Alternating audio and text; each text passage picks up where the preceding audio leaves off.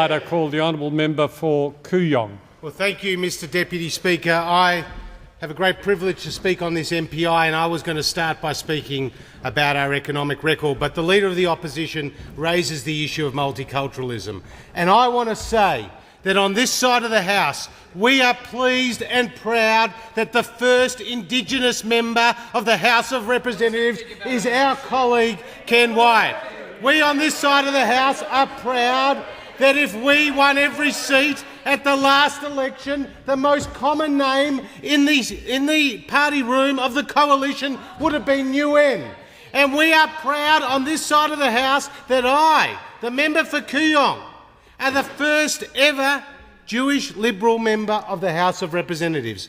And we are proud on this side of the House that the Father of the House, Philip Ruddock, has done more than anyone in this parliament to support immigrant communities and to uphold the values that we hold dear. So we will not be lectured in this House by the sanctimonious Leader of the Opposition who tells us that they better understand migrant communities than us. We have a very proud record that goes back to the start of Federation. The member for Kooyong, Sir John Latham, in the 1930s was the first ever foreign minister to go to Asia on a designated trip. Malcolm Fraser opened the doors to thousands and thousands of Vietnamese boat people to come to this country. And John Howard lifted immigration to the highest records this country has ever known. Mr Deputy Speaker, that's the proud record of my party. That's the proud record of this Prime Minister, and we will not be lectured by the other side. Now, I have come to this dispatch box to more than defend the record of this government, to inform the opposition that we have had to correct the mess, the economic mess that you left us after 6 disastrous years in government. Can I remind the House that the Labor Party, under the Rudd and Gillard governments, not only gave us 3 Prime Ministers in less than 6 years, multiple foreign ministers and defence ministers and 6 ministers for small business, but the disasters of Fuel Watch, Grocery Watch, the Clash for Cunkers. Clash for Cunkers.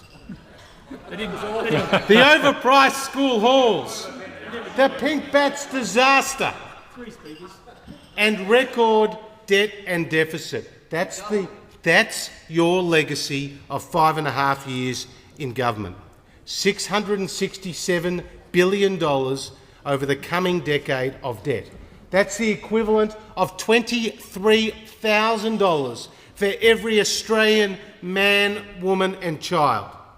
A $12 billion annual interest bill. I can inform those opposite that when we were in government, we had 0 government debt. We paid back your $96 billion of debt. We didn't have to fork out $12 billion every year just to pay the interest on your bill.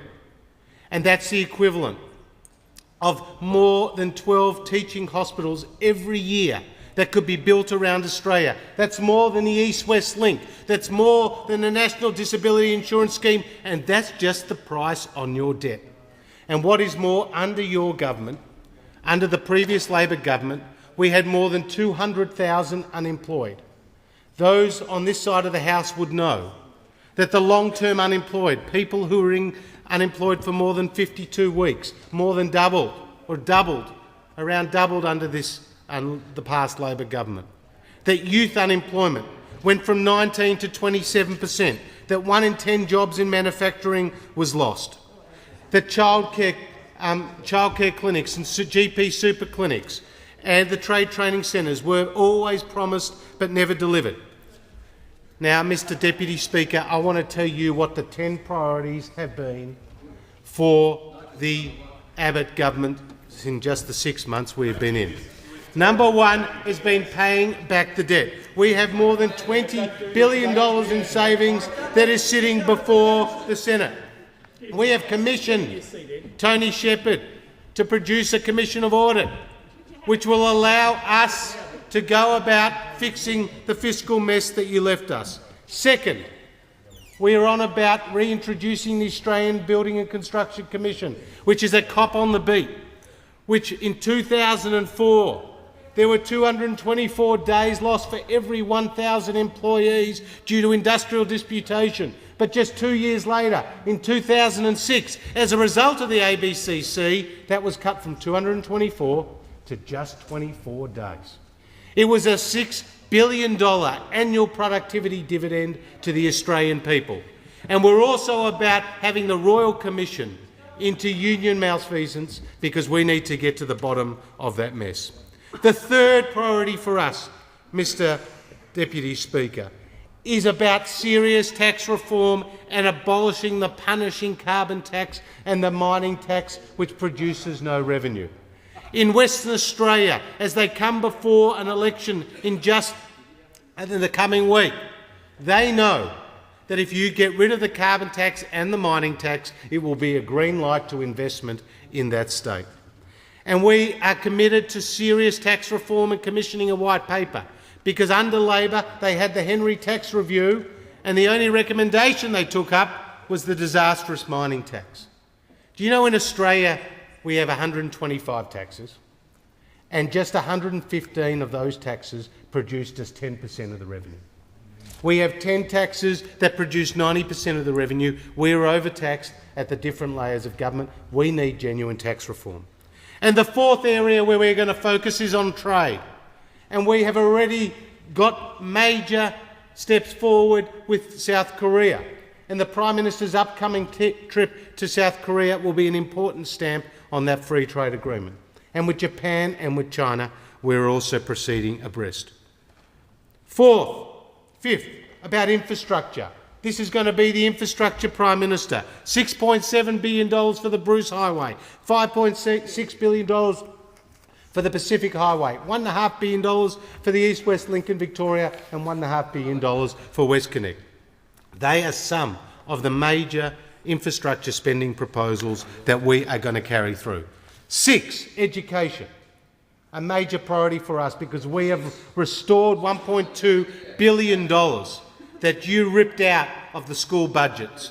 We are better for schools than you will ever be. 7, boats. We're on about stopping the boats. 98 days. 98 days since the last unauthorised boat arrival. More than 50,000 boats, more than 50,000 unauthorised arrivals came on Labor's watch.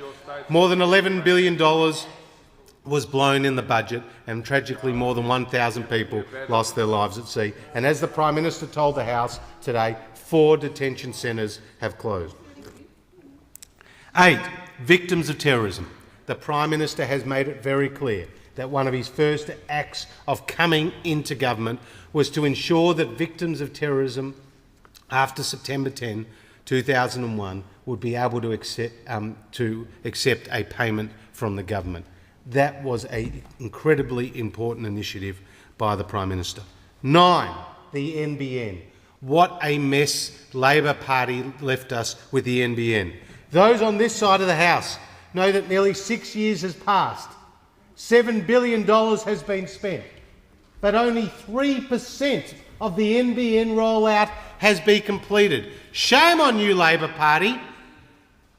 Senator Conroy, who has made a fool of himself in relation to the Defence Force, had absolutely wrecked the NBN rollout, and it's up to Malcolm Turnbull, the Minister for Communications, to clean up that mess. And in my last minute, Mr Deputy Speaker, I want to talk about the 10th priority for this government. And it's no surprise to those on this side of the House, it's about cutting red and green tape. We had our successful repeal day, where we got rid of more than 10,000 acts and regulations that were dragging productivity, dragging innovation, and were a drag on investment and the creation of jobs. We have avoided duplication between the state and federal levels. We have streamlined existing processes, and we are trying to remove ourselves from the nanny state that you created.